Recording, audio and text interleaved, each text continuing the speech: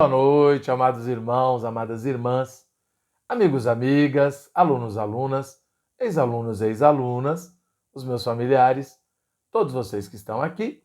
Estamos nós aqui com a graça de Deus para a gente continuar nossa leitura da Palavra de Deus, a Bíblia. Sempre encorajando vocês que ainda não são inscritos a se inscreverem. Quem já é inscrito, nós pedimos que nos ajude a divulgar. Vamos semear essa palavra no coração das pessoas. Não a minha palavra, mas a palavra de Deus. Vamos levar essa palavra adiante. Vamos fazer uma corrente para encher realmente as pessoas que convivem conosco da palavra de Deus, do que está escrito na Bíblia. Muitas vezes a gente tem a Bíblia e acaba não lendo. Então, quero encorajá-los aqui, quero agradecer a todos vocês que já estão aqui, que têm estado aqui. Agradeço de verdade diante de Deus. Deus nos abençoe e continue abençoando cada um de vocês, de verdade mesmo, encorajando vocês a buscarem cada vez mais a palavra dele. Nós temos necessidade real de Deus. Estou falando isso sério, não é uma questão religiosa. É uma questão de necessidade. Nós somos feitos por Deus. E nós temos em nós um espaço que cabe Deus. Tudo que a gente colocar não vai resolver. Então vamos aproveitar. De novo eu vou dizer, às vezes a gente lê a Bíblia, né? Tem coisas na Bíblia que a gente se assusta, né? A gente está lendo os vídeos aí mais do Antigo Testamento, né? Deus manda matar e tal. Mas a gente precisa entender o contexto que a gente está falando, né? E aí a gente está tendo o Novo Testamento, a gente também está lendo inteiro. É uma outra perspectiva a partir do momento em que Deus se torna homem como nós. Tá bom? Então, o que eu digo? Ouçam aqui, leiam, vão lá na Bíblia procurar. Está escrito lá, né? A gente não tem como mudar. E a palavra de Deus é verdadeira. A gente pode lutar contra, mas a verdade está na palavra de Deus, tá certo? Tudo bem? E aí, como eu disse, quando a gente lê, se assusta, procura entender o contexto, né? Tá bom? E eu agradeço a Deus mesmo por todos vocês. Vamos agora ler o Novo Testamento? Lucas 22, graças a Deus, né? A gente vai ler o Novo Testamento inteiro, hein? Não se esqueça. Grande parte do Antigo e o Novo inteiro. Então, Lucas 22. Estava próxima a festa dos pães asmos, chamada Páscoa. Preocupavam-se os principais sacerdotes e os escribas em como tirar a vida de Jesus, porque temiam o povo. Ora, Satanás entrou em Judas, chamado Iscariotes, que era um dos 12. Este foi entender-se com os principais sacerdotes e os capitães sobre como lhes entregaria a Jesus. Então, eles se alegraram e combinaram em lhe dar dinheiro. Judas concordou e buscava uma boa ocasião de lhe o entregar sem tumulto. Chegou o dia da festa dos pães asmos, em que importava comemorar a Páscoa. Jesus, pois, enviou Pedro e João, dizendo: Ide preparar-nos a Páscoa para que a comamos. Eles lhe perguntaram: Onde queres que a preparemos? Então lhes explicou Jesus: Ao entrardes na cidade, encontrareis um homem com um cântaro de água, segui-o até a casa em que ele entrar. E dizei ao dono da casa: O mestre manda perguntar-te: Onde é o aposento no qual hei de comer a Páscoa com os meus discípulos? Ele vos mostrará um espaçoso cenáculo mobiliado. Ali fazei os preparativos. E indo, tudo encontraram como Jesus lhes dissera e prepararam a Páscoa. Chegada a hora, pôs-se Jesus à mesa, e com ele os apóstolos, e disse-lhes: Tenho desejado ansiosamente comer convosco esta Páscoa, antes do meu sofrimento. Pois vos digo que nunca mais a comerei, até que ela se cumpra no reino de Deus. E tomando um cálice, havendo dado graças, disse: Recebei e reparti entre vós, pois vos digo que de agora em diante não mais bebereis do fruto da videira, até que venha o reino de Deus. E tomando um pão, tendo dado graças, o partiu e lhes deu, dizendo: Isto é o meu corpo, oferecido por vós. Fazei isto em memória de mim. Semelhantemente, depois de cear, tomou o cálice, dizendo: Este é o cálice da nova aliança, no meu sangue, derramado em favor de vós. Todavia, a mão do traidor está comigo à mesa.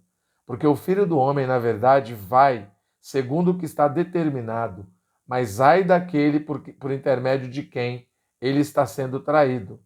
Então, começaram a indagar entre si quem seria dentre eles o que estava para fazer isso. Suscitaram também entre si uma discussão sobre qual deles pareceria ser o maior.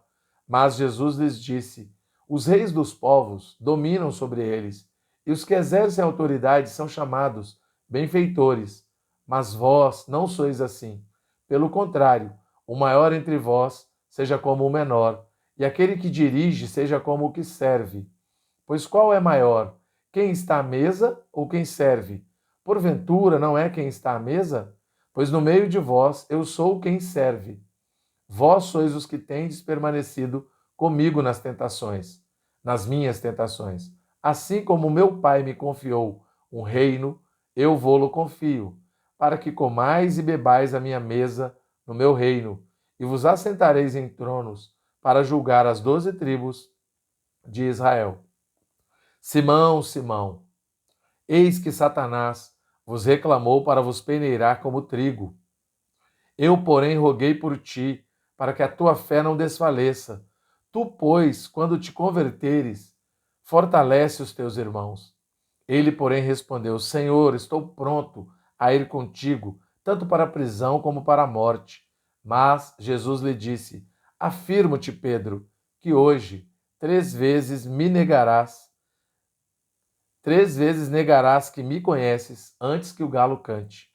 A seguir, Jesus lhes perguntou: quando vos mandei sem bolsa, sem alforge, sem sandálias, faltou-vos porventura alguma coisa? Nada, disseram eles. Então lhes disse: agora, porém, quem tem bolsa, tome-a, como também o alforge, e o que não tem espada, venda a sua capa e compre uma. Pois vos digo que importa que se cumpra em mim o que está escrito. Ele foi contado com os malfeitores, porque a mim se refere, porque o que a mim se refere está sendo cumprido. Então lhe disseram: Senhor, eis aqui 2 espadas. Respondeu-lhes: basta. E saindo foi como de costume para o Monte das Oliveiras, e os discípulos o acompanharam. Chegando ao lugar escolhido, Jesus lhes disse: orai, para que não entreis em tentação. Ele, por sua vez, se afastou cerca de um tiro de pedra e de joelhos orava, dizendo: Pai, se queres, passa de mim este cálice. Contudo, não se faça a minha vontade, e sim a tua. Então lhe apareceu um anjo do céu e o confortava. E estando em agonia, orava mais intensamente. E aconteceu que seu suor se tornou como gotas de sangue caindo sobre a terra. Levantando-se da oração, foi ter com os discípulos e os achou dormindo de tristeza. E disse-lhes: por que estáis dormindo? Levantai-vos e orai, para que não entreis em tentação. Falava ele ainda quando chegou uma multidão, e um dos 12, o chamado Judas, que vinha à frente deles, aproximou-se de Jesus para o beijar. Jesus, porém, lhe disse: Judas, com um beijo traz o filho do homem? Com um beijo traís o filho do homem? Os que estavam ao redor dele, vendo o que ia suceder, perguntaram: Senhor, feriremos a espada? Um deles feriu o servo do sumo sacerdote e cortou-lhe a orelha, dizendo: mas Jesus o acudiu, dizendo: deixai, basta. E tocando-lhe a orelha, o curou. Estamos chegando no final aqui, peraí. Opa, muito bem. Então, dirigindo-se Jesus aos principais sacerdotes, capitães do templo e anciãos que vieram prendê-lo, disse: saístes com espadas e porretes, como para deter um salteador? Diariamente, estando eu convosco no templo, não pusestes as mãos sobre mim. Esta, porém, é a vossa hora e o poder das trevas. Então, prendendo-o, o levaram e o introduziram na casa do sumo sacerdote. Pedro o seguia de longe. E quando acenderam fogo no meio do pátio, juntos se assentaram, Pedro tomou lugar entre eles. Entre mentes, uma criada, vendo-o assentado perto do fogo, fitando-o, disse-lhe: este também estava com ele. Mas Pedro negava, dizendo: mulher, não o conheço. Pouco depois, vendo o outro, disse: também tu és dos tais, Pedro. Porém protestava: homem, não sou.